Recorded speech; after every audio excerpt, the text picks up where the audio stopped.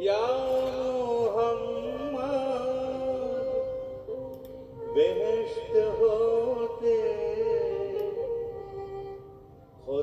মুসলিম উম্মার সব থেকে গুরুত্বপূর্ণ যে জায়গাটি সেটা হচ্ছে যে হজরত মুহাম্মদ সাল্লাল্লাহু আলাইহি সাল্লামের রওজা মুবারক।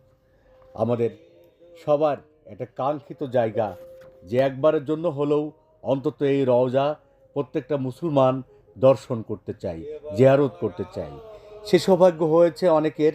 যারা এবার হজে গিয়েছেন তাদের মধ্য থেকে আমাদের সময়ের কাগজ পরিবারের সদস্য আলমগীর হোসেন আপনাদের জন্য এবার এই রওজা মুবারকের চিত্রটি তুলে পাঠিয়েছেন। আপনারা দেখছেন বাম পাশে যে রওজা মুবারকের যে গেটটি দেখা যাচ্ছে, যেখানে দুটো ছিদ্র আপনারা দেখতে পাচ্ছেন, যে সৌদি আরবের মদিনা মুনাওয়ারা শহরের মসজিদে নববীতে প্রিয় নবী হজরত মুহাম্মদ সাল্লাল্লাহু আলাইহি সাল্লামের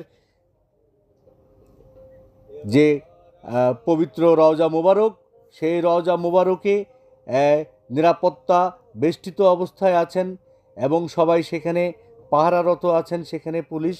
আপনারা দেখছেন রাসূল করিম সাল্লাল্লাহু আলাইহি সাল্লামের দুজন প্রিয় খলিফা হজরত আবু বকর রহমতুল্লাহ এবং হজরত ওমর রহমতুল্লাহ রওজা মুবারক এর পাশাপাশি আছেন।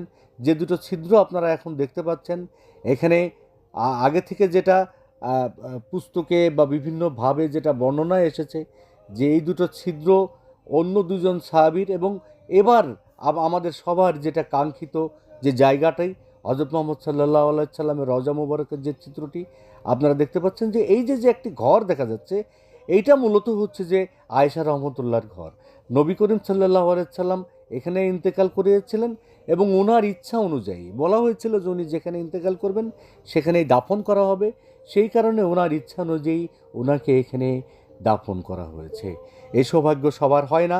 যাদের যাদের হয় তারা আল্লাহর প্রিয় বান্দা, এবং তারা এই মসজিদে নববীতে এখানে যে সবাই মিলে এসেছেন হজরত মুহাম্মদ সাল্লাল্লাহু আলাইহি সাল্লামের এই কবর জিয়ারত করতে যারা পেরেছেন তাদের প্রতি অশেষ শ্রদ্ধা।